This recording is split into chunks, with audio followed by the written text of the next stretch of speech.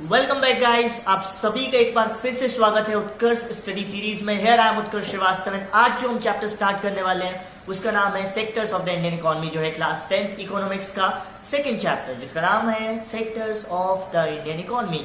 तो हम अपने कल्चर को फॉलो करते हुए फिर से नेम को सबसे पहले डिस्क्राइब करने वाले हैं। तो नेम को डिस्क्राइब अगर हम करते हैं तो इंडियन इकोनॉमी का हिंदी में मतलब होता है भारतीय अर्थव्यवस्था, और सेक्टर्स का मतलब होता है पार्ट्स या कंपोनेंट। तो इस चैप्टर में हम components of the Indian economy या parts of the Indian economy पढ़ने वाले हैं। तो स्टार्ट करते हैं। हमारा सबसे पहला टॉपिक जो है हमारा प्राइमरी, सेकेंडरी और टर्सरी तीनों सेक्टर्स के बारे में पढ़ना है। ये बहुत इजी टॉपिक है और सबसे पहले हम इसी को टैकल करने वाले हैं। तो स्टार्ट करते हैं without wasting any time primary, secondary and tertiary sector के बारे में। स्टार्टिंग लेते हैं हम एक एग्जाम्पल से। एग्जाम्पल में हमारे पास एक जगह है ट्री। ट्री से हमें क्या मिली? वुड। वुड मीन्स लकड़ी। लकड़ी से फिर हमने क्या बनाया? फर्नीचर। और उस फर्नीचर को फिर हमने क्या कर दिया? ट्रांसपोर्ट। ये हमारा एग्जाम्पल हो गया कि हमारे पास ट्री था, ट्री से हमें फिर वुड मिली, वुड से फिर हमने कहा किया, वुड से हमने फर्नीचर बनाया, और फर्नीचर से फिर हमारे पास क्या हो गया? उसका ट्रांसपोर्ट कर दिया, सब तक पहुंच गया। अब इस एग्जाम्पल के बेसिस पर हम क्लासिफाई करने वाले हैं कि कौन सी एक्टिविटी प्राइमरी थी, कौन सी एक्टिविटी सेकेंडरी थी और कौन सी एक्टिविटी टर्सरी थी। तो स्टार्ट करते हैं विदाउट वेस्टिंग एनी टाइम। तो जो पहली एक्टिविटी थी जिसमें हमने एक नेचुरल रिसोर्स यानी कि एक ट्री से वुड को ऑब्टेन किया, वो थी हमारी कौन सी? वो थी हमारी प्राइमरी एक्टिविटी। यहाँ पर जो वुड थी वो क्या थी? हमारा एक रॉ मटेरियल था जो हमें कहाँ से मिला? नेचुरल रिसोर्स से। तो जितनी भी एक्टिविटीज हैं जिनमें हम चीजों को नेचुरल रिसोर्सेज से ऑब्टेन करते हैं, वो सारी एक्टिविटीज प्राइमरी एक्टिविटीज में आती हैं। जैसे जो ब्रिक्स बनते हैं वो बनते हैं किससे? सॉइल से। वो सॉइल कहाँ से ऑब्टेन होती है? वो होती है हमारी अर्थ से। तो अर्थ से सॉइल मिलना, इट्स अ प्राइमरी एक्टिविटी, समझे। उसके बाद जो मिल्क है, एनिमल से मिल्क मिलना, it's a primary activity. Animal is a natural resource and tree is a natural resource. Although living being non living being पे क्लासिफाई नहीं कर रहे हैं, बट हम नेचुरल रिसोर्स पर। तो जितनी भी एक्टिविटीज हैं जिनमें हम नेचुरल रिसोर्सेज की हेल्प लेते हैं और फिर उनसे कुछ मटेरियल हम निकालते हैं, वो सारी एक्टिविटीज हमारी कौन सी होती है? Primary activity. अब आती है सेकेंडरी एक्टिविटी। तो याद करो सेकेंडरी एक्टिविटी में क्या हुआ था? ट्री से वुड मिला, वुड से फिर एक फर्नीचर बना। तो वुड से जो फर्नीचर बना था उस सेकेंडरी एक्टिविटी में कैसे हुआ कि जो वुड थी वो एक यूजफुल मटेरियल तो थी, लेकिन हमें उसको और यूजफुल मटेरियल में कन्वर्ट करना था। तो हमने उसको क्या बना दिया? फर्नीचर बना दिया। फर्नीचर बनाने में हमने उसको क्या किया? मैन्युफैक्चर किया। मैन्युफैक्चर किया मतलब उसको वुड को और यूजफुल प्रोडक्ट में बदल दिया। या फिर जो हमारा रॉ मटेरियल था, जैसे सपोज करो कॉटन, जो हमारा रॉ मटेरियल था उसको हमने एक क्लॉथ में बना दिया। तो सेकेंडरी सेक्टर में क्या होता है? मैन्युफैक्चर करते हैं, चीजों को मैन्युफैक्चर करते हैं। हमारे पास सपोज करिए वीट आया, वीट से हमने फ्लोर से बिस्किट्स बना दिए। अगर हमारे पास कॉटन आई तो कॉटन से क्लॉथ्स बना दिए, या फिर हमारे पास जो वुड आई उससे फर्नीचर बना दिए। तो सेकेंडरी सेक्टर में हम क्या करते हैं? मैन्युफैक्चरिंग सेक्टर भी कहते हैं। सेकेंडरी सेक्टर में हम मैन्युफैक्चर करते हैं। तो जितनी भी एक्टिविटीज जिनमें मैन्युफैक्चरिंग इन्वॉल्व होती है किसी भी प्रोडक्ट की या फिर किसी भी रॉ मटेरियल की, वो सारी एक्टिविटीज हमारी आती है सेकेंडरी सेक्टर में। अब आता है tertiary sector. Tertiary sector in दोनों सेक्टर से थोड़ा अलग है। प्राइमरी सेक्टर में क्या हो रहा था अगर आप समझेंगे तो प्राइमरी सेक्टर में हो रहा था कि जो प्राइमरी सेक्टर में क्या था? हम एक गुड ऑब्टेन कर रहे थे या फिर गुड प्रोड्यूस कर रहे थे, गुड को हमने प्रोड्यूस किया था। सेकेंडरी सेक्टर में क्या कर रहे थे? हम गुड प्रोड्यूस कर रहे थे, हमने फर्नीचर को प्रोड्यूस किया था। लेकिन जो टर्सरी सेक्टर होता है इसमें हम कोई गुड को प्रोड्यूस ही नहीं करते। टर्सरी सेक्टर का काम होता है एक जगह से दूसरी जगह चीजें करना, या फिर एक तरीके से कहें, सपोज करिए मेरा फर्नीचर तो बन गया, मैंने फर्नीचर बनाया झांसी में, अब उसे मुझे लखनऊ पहुंचाना है। तो लखनऊ कैसे पहुंचाऊंगा? ट्रांसपोर्टेशन सर्विस से। तो ये जो ट्रांसपोर्टेशन सर्विस है वो आ जाएगी हमारी टर्सरी सेक्टर में। अब जो लखनऊ में जो मालिक बैठा है उससे मैं बात कैसे करूंगा? फोन से। तो जो फोन की ये जो कम्युनिकेशन सर्विस है वो किस में आ जाएगी? टर्सरी सेक्टर में। अब सपोज करो मैं झांसी में हूँ, मुझे और फर्नीचर बनाना है, मेरे पास पैसे नहीं है, तो मैंने लोन लिया किससे? बैंक से। तो ये जो मेरा बैंक से लोन लेना है वो किस में आ जाएगा? सर्विस सेक्टर या टर्सरी सेक्टर में। तो टर्सरी सेक्टर क्या करता है? इनको इनके अंजाम तक पहुंचाता है। जो सेकेंडरी सेक्टर में चीजें हुई उनको एक फाइनल टच देता है उनको, या फिर कहीं एक अंजाम देता है। सपोज करिए किसी को लोन चाहिए तो बैंक सर्विस है, तो इसे बैंक लोन देंगी, तो बैंक की सर्विस क्या होंगी? टर्सरी सेक्टर में आ गई। या फिर ट्रांसपोर्टेशन सर्विस, एक जगह से दूसरी जगह सामान पहुंचाना है, तो ये एक्टिविटी किस में आ गई? हमारी टर्सरी सेक्टर में आ गई। तो जितनी भी एक्टिविटीज जो ट्रांसपोर्टेशन, कम्युनिकेशन, बैंकिंग और भी रिलेटेड जिनमें गुड्स प्रोड्यूस नहीं होते हैं, सारी जो एक्टिविटीज हैं उनको हम किस में रख सकते हैं? उनको हम रख सकते हैं सर्विस सेक्टर में। अंडरस्टैंड? तो मेरे हिसाब से अब ये टॉपिक आपको क्लियर हो गया होगा। 3 एक्टिविटीज का। प्राइमरी एक्टिविटीज को एग्रीकल्चर एंड रिलेटेड एक्टिविटीज भी कहा जाता है, क्योंकि प्राइमरी एक्टिविटीज में जनरली हम जो रॉ मटेरियल ऑब्टेन करते हैं वो किससे? एग्रीकल्चर प्रोसेस से करते हैं। सपोज करिए हमें कॉटन ऑब्टेन करना है, तो कॉटन जब हम ऑब्टेन करते हैं तो कहीं ना कहीं इसमें एग्रीकल्चर प्रोसेस है। जब हम वुड ऑब्टेन कर रहे हैं ट्री से, तो कहीं ना कहीं उसमें एग्रीकल्चर या उससे रिलेटेड प्रोसेस है। सेकेंडरी सेक्टर को हम इंडस्ट्रियल सेक्टर भी कहते हैं, क्योंकि सेकेंडरी सेक्टर में क्या होता है, सेकेंडरी सेक्टर में होती है मैन्युफैक्चरिंग। तो मैन्युफैक्चरिंग सबसे ज्यादा कहाँ पे होती है, इंडस्ट्रीज में। तो सेकेंडरी सेक्टर को हम इंडस्ट्रियल सेक्टर भी कहते हैं। और टर्सरी सेक्टर को हम क्या कहते हैं, जो हमारा टर्सरी सेक्टर होता है वो हमें क्या करता है, सर्विस प्रोवाइड करता है। सपोज करिए आपको यहाँ से यहाँ सामान पहुंचाना है, ठीक है हम कर देंगे, आपको लोन चाहिए, ठीक है हम दे देंगे। तो ये कहलाता है सर्विस सेक्टर। तो पहला प्राइमरी, सेकेंडरी और फिर टर्सरी, तीनों सेक्टर आई होप आप समझ जाते हैं। अब स्टार्ट करते हैं हमारा नेक्स्ट टॉपिक, जिसका नाम है, जो अब हम कंपेयर करेंगे कि प्राइमरी, सेकेंडरी, टर्सरी सेक्टर को जो गुड्स प्रोड्यूस होते हैं उस बेसिस पर, means comparing the three sectors, understand. So अभी हम स्टार्ट करते हैं हमारा न्यू टॉपिक। तो स्टार्ट करते हैं हमारा न्यू टॉपिक, जिसका नाम है कंपेयरिंग द थ्री सेक्टर्स। तो कैसे कंपेयर करेंगे इस बेसिस पर देखेंगे। अब हम हर सेक्टर के जो फाइनल गुड्स है उनको तो काउंट नहीं कर सकते कि प्राइमरी सेक्टर में कितनी हमें वुड मिली, या फिर सेकेंडरी सेक्टर में कितना हमने फर्नीचर बना लिया, या फिर टर्सरी सेक्टर में हम ये नहीं देख सकते कि यहाँ से यहाँ तक कितनी गाड़ियां गई। तो हम इनको कैसे कैलकुलेट करते हैं वो हमें देखना होता है। इसके लिए एक हमने स्ट्रेटेजी अपनाई। हमने कहा कि हम हर चीज को नहीं देखेंगे। मतलब सपोज करिए कि अगर प्राइमरी सेक्टर है और उसमें से हमें वुड मिली, तो हम ये नहीं देखेंगे कि जब वुड जो हमें मिल रही थी उसमें जिसने वुड काटी वहां से ट्री से, उसने कितने रुपए लिए, या फिर ट्री वाले जिसका ट्री था उसने जिसने अपना ट्री दिया वुड को, वुड ऑब्टेन करने के लिए उसने कितने रुपए लिए। उसमें हम केवल ये देखेंगे जो वुड ऑब्टेन हुई वो कितने रुपए की थी। सेकेंडरी सेक्टर में जैसे सपोज करिए एक बिस्किट मैन्युफैक्चर हुआ और उस बिस्किट का प्राइस है 15 रुपीज, 15 रुपए एक पैकेट का। तो हम ये केवल उस बिस्किट का प्राइस लेंगे, हम ये प्राइस नहीं लेंगे कि उसमें आटा कितने का था अलग से, या फिर जो गेहूं था मीन्स जो वीट था वो कितने का था। हम केवल फाइनल गुड की प्राइस लेंगे। ऐसे ही हमने क्या किया, सर्विस सेक्टर में किया। सर्विस सेक्टर में जो फाइनल गुड्स था या जो फाइनल सर्विसेज थी, कि जो टोटल सर्विस आप बताइए आपने कितनी क्या दी, उसकी वैल्यू लेंगे। इस बेसिस पर हमने कंपेयर किया। इस बेसिस पर हमने कंपेयर किया अपने पूरे देश में। और इसको हमने जब कंपेयर किया तो ये हमें बहुत अच्छी अच्छी इन्फॉर्मेशन मिली इसको लेकर, जिसमें अभी हम सबसे इंपॉर्टेंट कॉन्सेप्ट पढ़ने वाले हैं इस चैप्टर का, जिसका नाम होगा जीडीपी, ग्रॉस डोमेस्टिक प्रोडक्ट। इससे हमें क्या मिला कि हमें जब तीनों सेक्टर्स के फाइनल गुड्स एंड सर्विसेज मिल गए, तो हमने कहा अब ये जो तीनों सेक्टर्स की फाइनल वैल्यू है गुड्स और सर्विसेज की, इन तीनों का सम कर दो।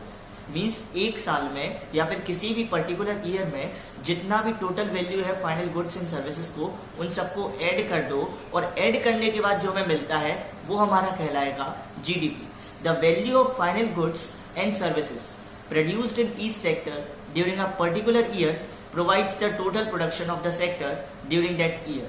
ये तो आप समझ गए कि जो वैल्यू है गुड्स की वो हमें कंपेयर करने के लिए हेल्प कर देती है। उसके बाद अब जीडीपी के लिए क्या कहते हैं हम, और the sum of production in the three sectors, जो टोटल सम है प्रोडक्शन का, मतलब तीनों जो सेक्टर्स में जो टोटल सम हुआ, मतलब जो टोटल प्रोडक्शन हुआ उनका सम जो है उसको हम कहते हैं जीडीपी ऑफ ईयर। हर साल की जीडीपी अलग अलग होती है। अभी आप देख रहे होंगे हमारी जीडीपी थोड़ी कम है या फिर हमारी जीडीपी थोड़ी गिरी है। मीन्स जो जीडीपी है वो इकोनॉमी को डिफाइन करती है। और अगर आप अभी करंट अफेयर्स देखते होगे तो हमारी इकोनॉमी भी थोड़ी खराब चल रही है।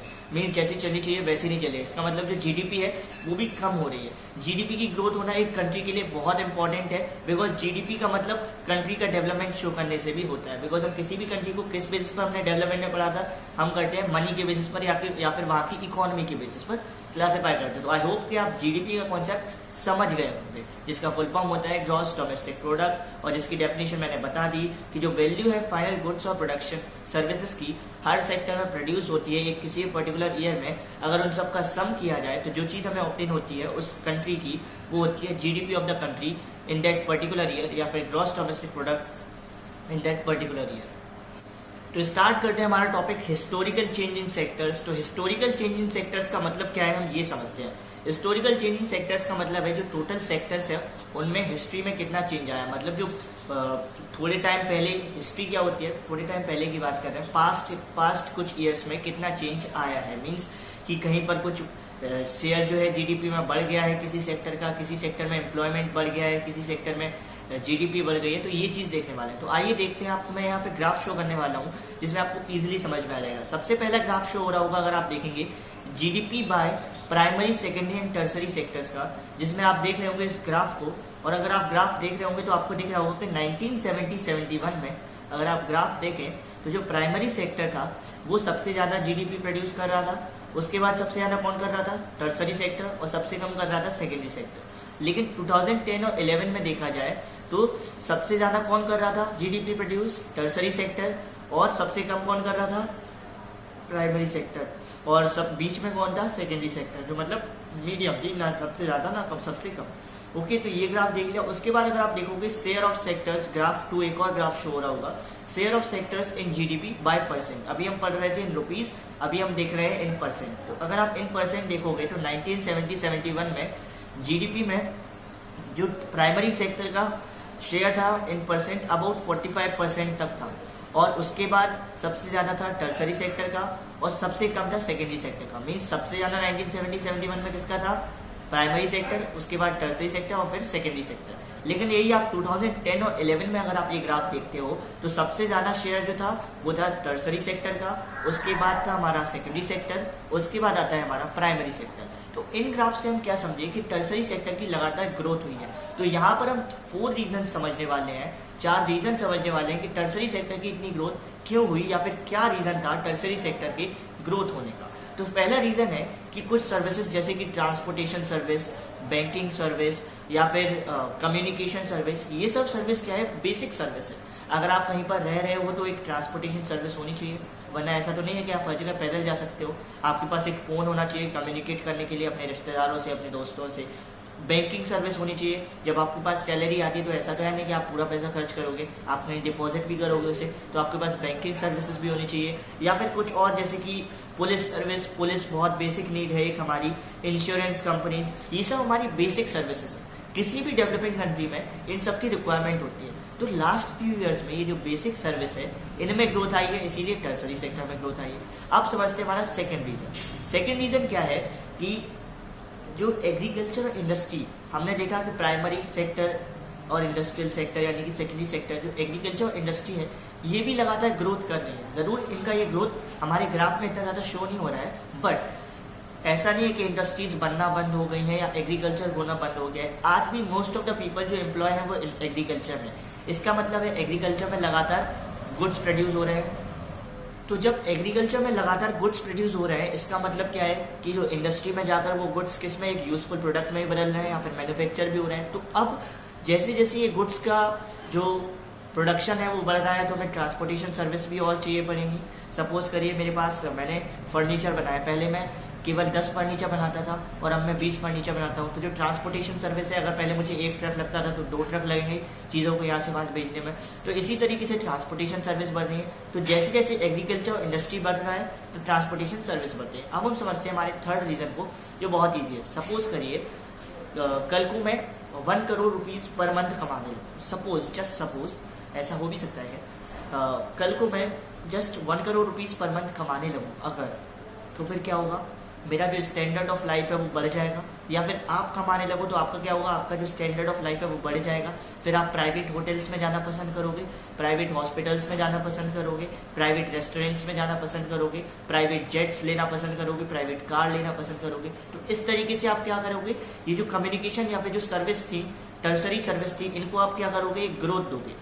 जब आपके इनकम लेवल राइज होगी तो आपका स्टैंडर्ड राइज होगा, स्टैंडर्ड राइज होगा तो आप कुछ स्टैंडर्ड वाली चीज़ों के पीछे भी जाओगे, जैसे कि प्राइवेट कम्युनिकेशन सर्विस, अच्छे से अच्छे फ़ोन के लिए, प्राइवेट रेस्टोरेंट्स, प्राइवेट हॉस्पिटल्स। तो इस तरीके से भी क्या होगा, एक जो इनकम है या फिर जो टर्सरी सेक्टर है उसमें एक ग्रोथ आएगा। और चौथा रीज़न, मोस्ट इंपॉर्टेंट रीज़न है, या फिर कहे मोस्ट आसान रीज़न, आपने देखा होगा पहले इतना कंप्यूटर का यूज़ नहीं था, इंफॉर्मेशन टेक्नोलॉजी आईटी सेक्टर में पहले इतना जॉब्स नहीं थे, पहला इतना यूज़ नहीं था। लेकिन अब क्या है, अब हमारे इंडिया डिजिटल होता जा रहा है। तो जैसे जैसे ये इंडिया डिजिटल हो रहा है तो computer services, IT sector, information technology sector means और भी कई डिजिटल सेक्टर में जॉब्स इतने बढ़ रहे हैं कि टर्सरी सेक्टर में अपने आप ही ग्रोथ आ रहा है। लेकिन क्या हो रहा है कि आईटी सेक्टर में जॉब्स बढ़ रहे हैं, आईटी, अब टर्सरी सेक्टर में एक बहुत बेसिक चीज़ है कि आईटी सेक्टर में तो वही लोग जा सकते हैं जिन्हें इनके बारे में स्किल है ना।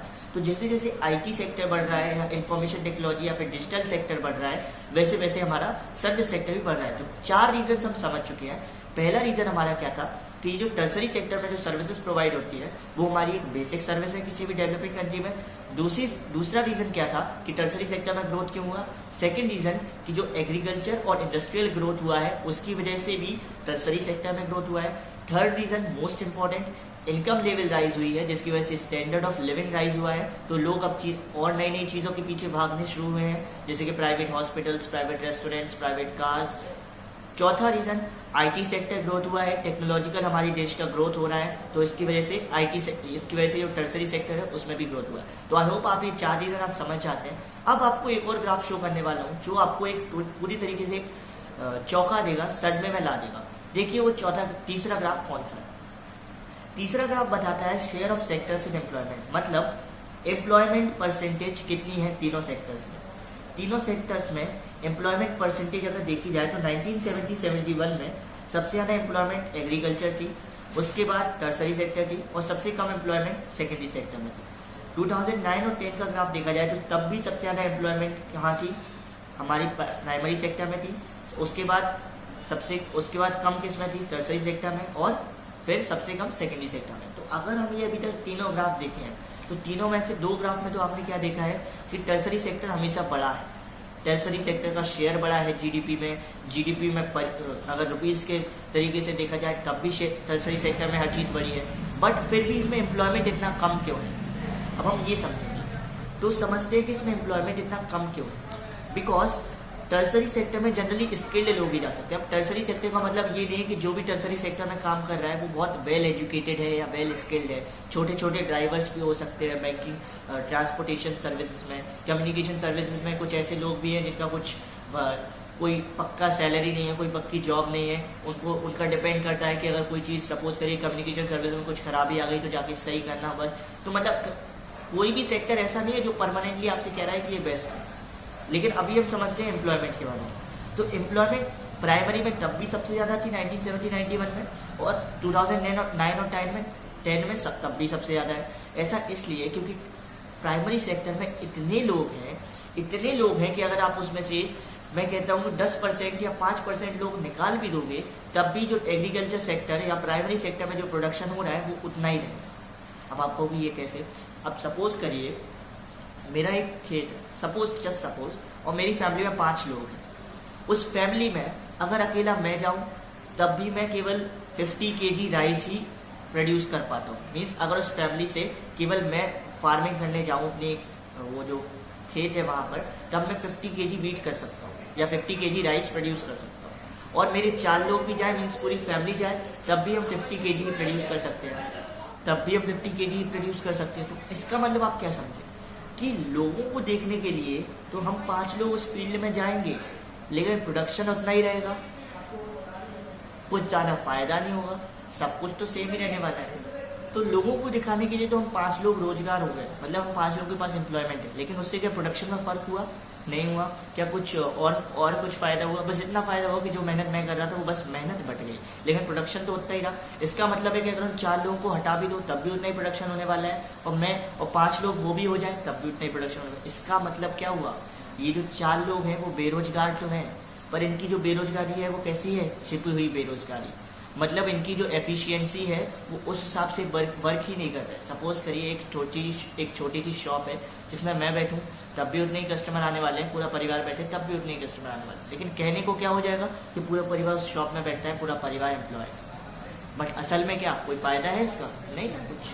तो मतलब इन सब का कोई फायदा नहीं रह जाएगा। तो आई होप आप ये टॉपिक समझ चुके हैं। हम अपना जो नेक्स्ट टॉपिक है how to create more employment और ऑर्गेनाइज अनऑर्गेनाइज और पब्लिक प्राइवेट सेक्टर का सेकंड पार्ट में पढ़ते हैं, वरना वीडियो बहुत बड़ी हो जाएगी, उसके बाद मुझे अपलोड करने में मेरा पूरा नेट चला जाएगा। तो मिलते हैं हमारे नेक्स्ट पार्ट में with a new enthusiasm, with new enthusiastic attitude. तो तब तक के लिए गुड बाय।